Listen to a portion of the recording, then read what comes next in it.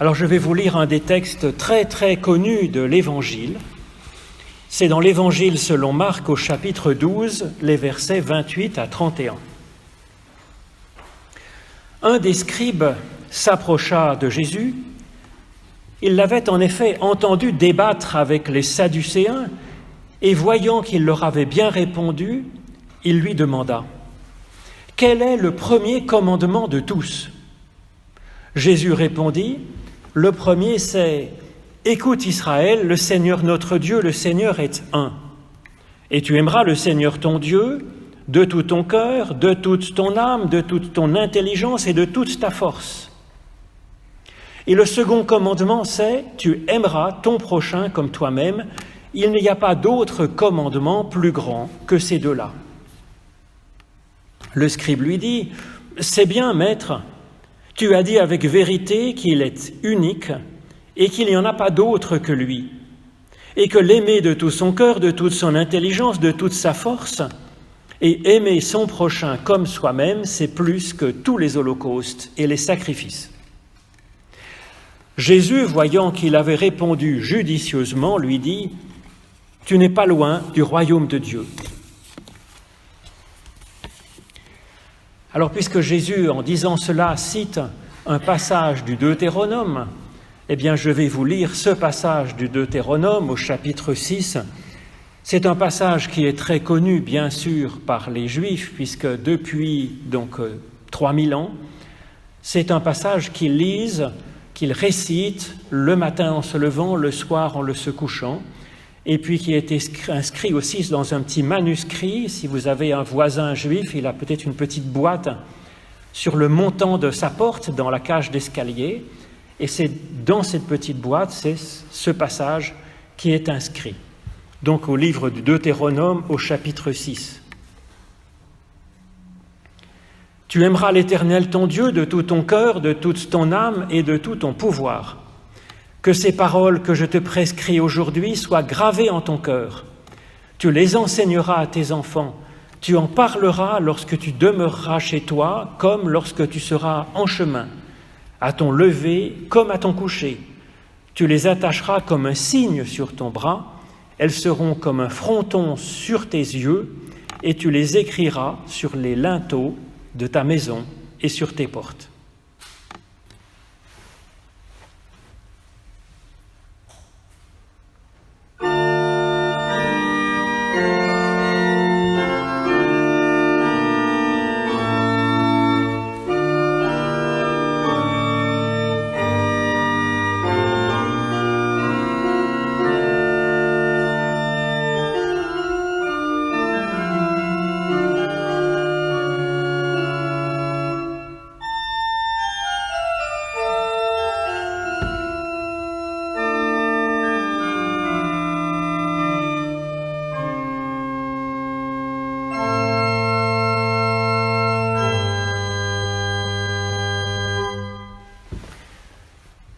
Théoriquement, il me semble qu'il ne devrait pas être possible de faire du moralisme dans la foi chrétienne, dans l'Église chrétienne, car ce n'est pas du tout le style de Jésus, vraiment pas.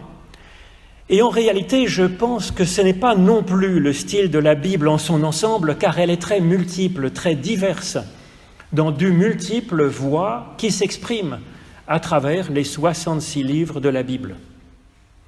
Mais tout groupe, toute institution a tendance à sécréter des règlements de plus en plus nombreux, de plus en plus prégnants pour ses membres.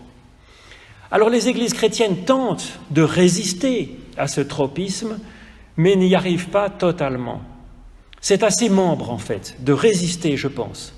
Et c'est pourquoi il n'est pas inutile de connaître un peu soi-même la Bible, de réfléchir, de prier par soi-même, ce qui permet alors de bénéficier de ce que peut apporter l'Église.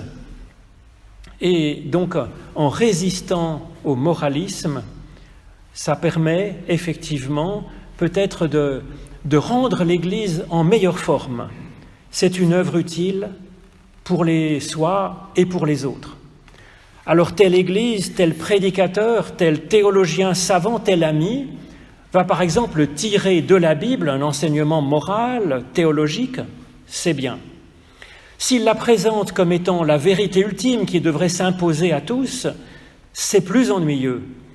Mais nous pouvons de toute façon entendre ce que dit cette personne comme une question à examiner nous-mêmes sans céder à la pression, l'examiner avec bienveillance en se posant des questions. Résister au moralisme, c'est une œuvre de salubrité publique car les dégâts peuvent être profonds. Alors passe encore quand c'est pour nous culpabiliser avec l'écologie ou avec l'accueil des migrants, c'est bien plus grave quand la leçon est un commandement qui peut blesser directement une personne. Par exemple, si la prédication du jour c'est de dire « il faut pardonner », c'est très facile à dire, mais ça peut être extrêmement cruel pour une personne qui a été victime de quelque chose de vraiment blessant pour elle et qui n'y arrive pas à pardonner, ou qui n'y arrive pas encore. Donc le moralisme fait de vrais dégâts humains. Mais il a aussi pour conséquence de priver d'un questionnement personnel qui serait très utile et fécond. La personne pourrait, si on ne la bride pas par un moralisme, aller chercher avec son Dieu, chercher comment faire pour vivre au mieux, selon ses forces, selon sa trajectoire de vie, dans le moment donné. Mais je pense que même la Bible est à lire ainsi, en fait, comme un réservoir de bonnes questions à se poser, pas comme un livre de réponses toutes faites, parce qu'alors, ça devient quelque chose de dangereux, même la Bible. Et les paroles de Jésus sont à prendre comme des questions à nous poser, pas non plus comme quelque chose qui est étroit et qui vient nous briser. C'est ce que montre le fait que les paroles de Jésus sont souvent inapplicables en réalité quand on les lit au pied de la lettre. Par exemple, le commandement « tu ne résisteras pas aux méchants », ce n'est pas un programme de société applicable. Ou bien, quand il nous dit de donner aux pauvres, quand il dit à un homme de donner aux pauvres tout ce qu'il a, je suis désolé, mais j'ai bien besoin de prendre quand même un peu d'air pour respirer. Donc on ne peut pas donner tout ce qu'on a. Ou bien sur la question du pardon, effectivement, qui est centrale dans le Notre Père, mais qui est redoutable si on en fait un moralisme. Donc, se poser des questions. En fait, c'est ce que nous propose l'apôtre Paul, qui pourtant n'était pas avare de maximes morales à l'emporte-pièce. L'apôtre Paul nous dit « Tout est permis, tout vous est permis, mais tout n'est pas utile, tout ne construit pas. » Donc, c'est un appel à se poser des questions. Ou bien il nous dit « Examinez toutes choses, retenez ce qui est bon, et abstenez-vous alors de toute espèce de mal, que le Dieu de paix vous sanctifie lui-même tout entier. » Et donc oui, se poser des questions par soi-même et se laisser sanctifier par Dieu. Et c'est pourquoi Jésus a une démarche si libre d'interprétation de la Bible. Il s'en inspire, il s'en nourrit, il la cite souvent assez librement en fait, et il ose de nombreux. Il a été dit dans la Bible, mais moi je vous dis, et il donne son interprétation. Cette liberté n'est pas réservée à Jésus, parce qu'il serait le Messie. Nous sommes appelés à le suivre sur ses traces. Et donc c'est une démarche normale. Nous sommes appelés à avoir cette même façon d'utiliser la Bible en se posant des questions, en ayant une interprétation créatrice. Mais alors, dans ces conditions, comment définir une éthique chrétienne? Une éthique qui ne soit pas du moralisme. Nous avons dans ce texte de l'Évangile que je vous ai lu des pistes intéressantes dans le fond de ce qui est dit, mais aussi dans la démarche même à laquelle nous invite Jésus dans cette réponse qu'il donne. Quel est le premier commandement de tous? Lui pose le scribe comme question.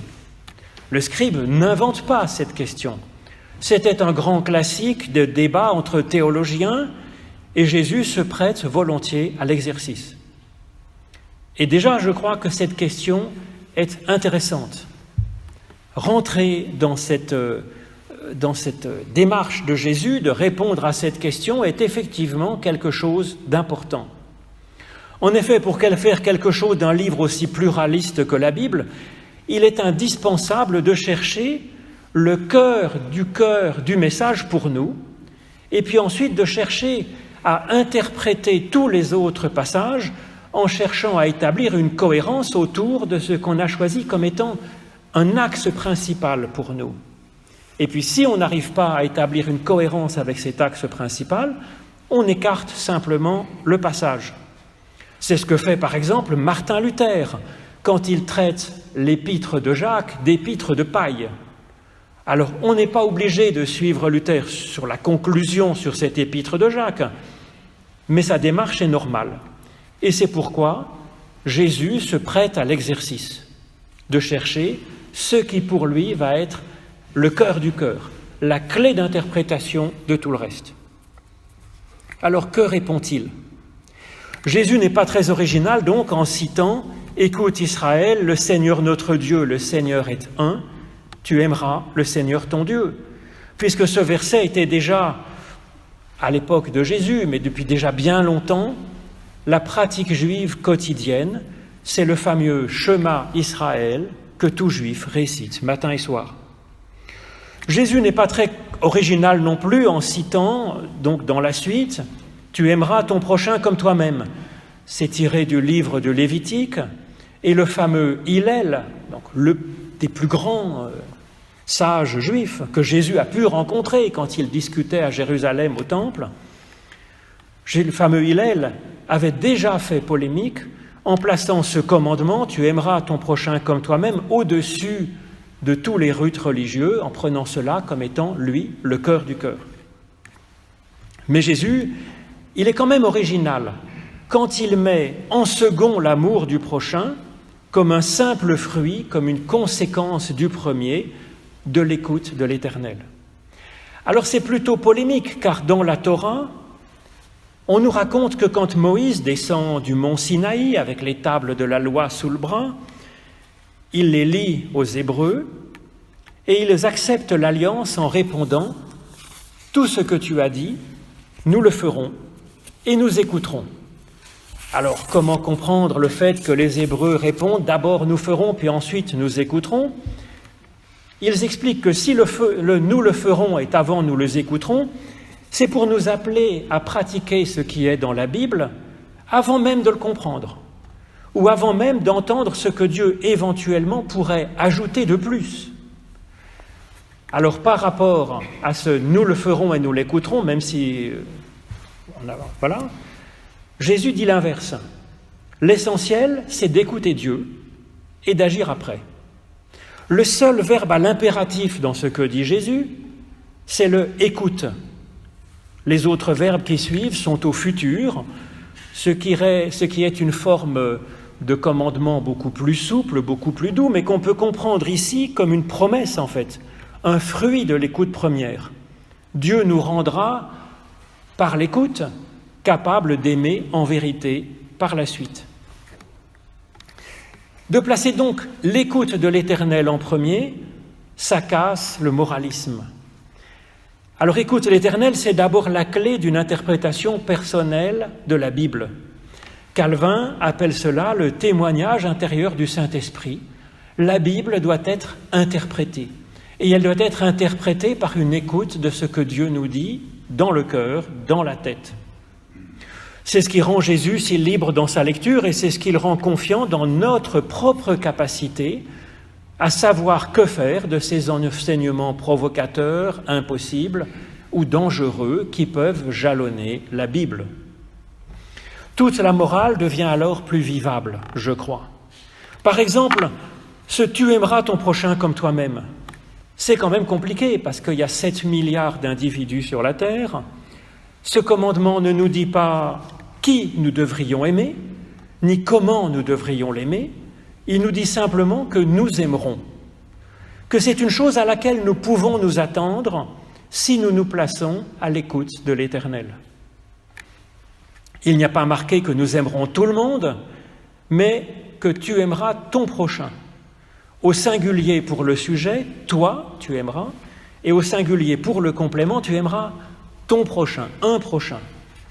Parce que ce sera toi, parce que ce sera lui, comme le dit Montaigne de son ami la Boétie. Et c'est ce qu'on appelle la vocation, une vocation personnelle. C'est selon l'occasion, selon l'inspiration du moment. C'est une écoute de la situation, une écoute de la personne qui est là, une écoute de notre motivation, une écoute de notre capacité à aimer, de nos forces. Et c'est alors, quand nous pouvons effectivement aimer notre prochain, c'est un miracle qui est le fruit de l'écoute première de l'Éternel.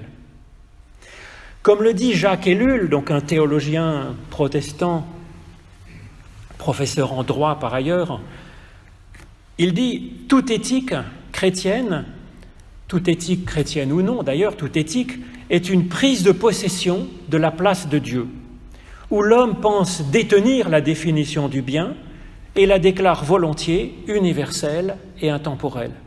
Et donc lui aussi, il s'oppose, il dit qu'il ne peut pas y avoir de moralisme chrétien, parce que la parole de Dieu, elle est toujours inattendue, elle ne peut pas être systématisée. C'est ce que dit Jésus ici en mettant en premier l'écoute de Dieu personnelle, individuelle. Il dit qu'il n'y a pas finalement d'éthique chrétienne que sous l'action du Saint-Esprit.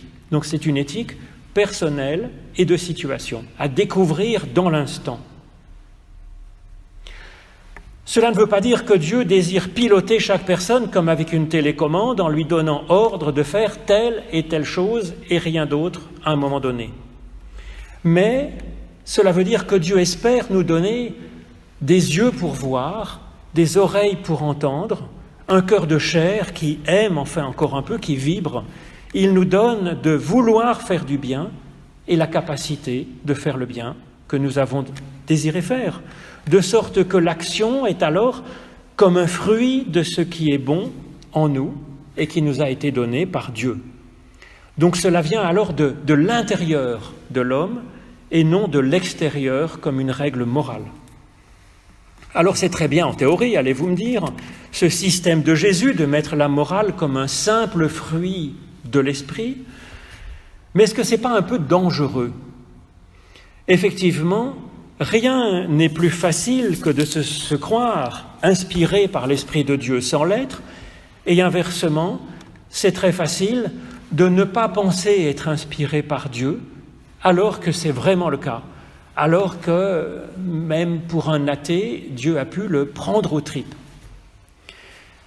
La Torah est donc sage en nous proposant écoute, et en nous proposant donc d'écouter sans cesse, de réécouter, c'est-à-dire sans jamais être certain d'avoir bien entendu. C'est une humilité en fait, cette écoute.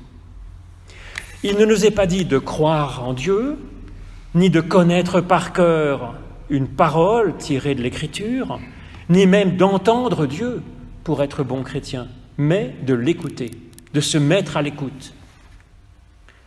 De se mettre à l'écoute encore et toujours pour s'ajuster et pour être ajusté par Dieu.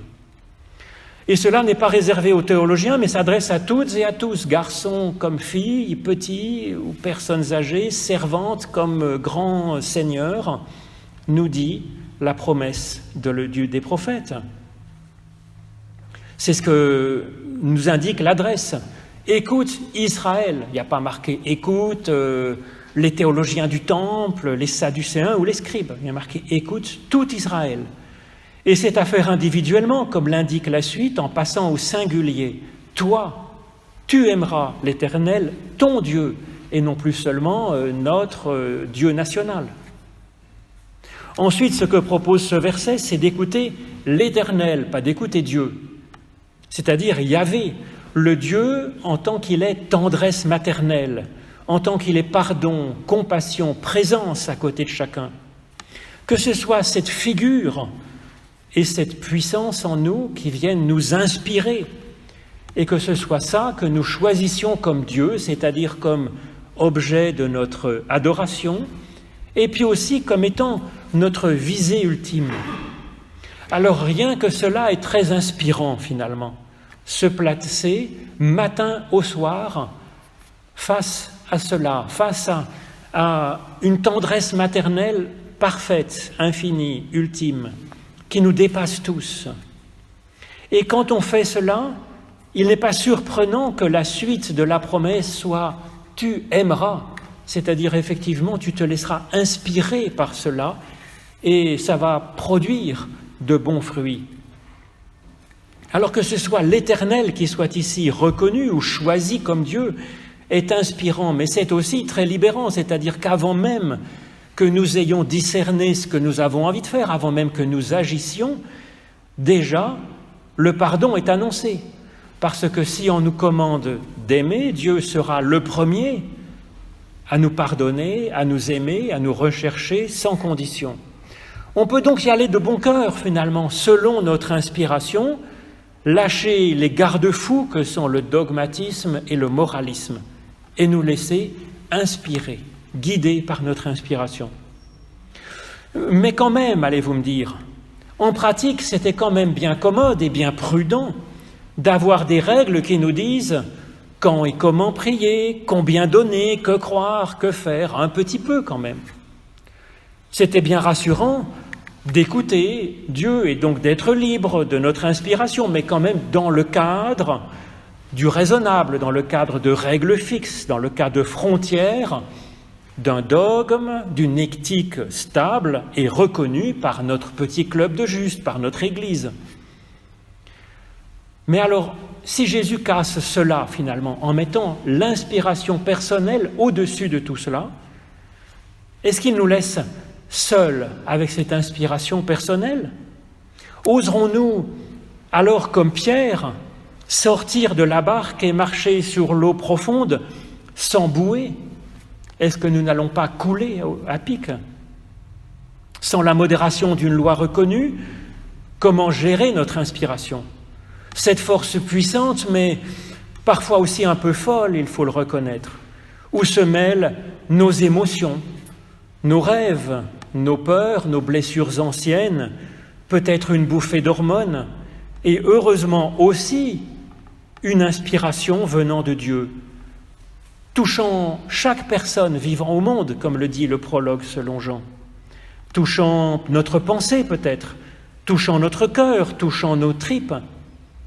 Mais tout cela est tellement mêlé qu'effectivement, il y a un risque dans cette inversion des priorités que propose ici Jésus, mettant fin au dogmatisme et au moralisme.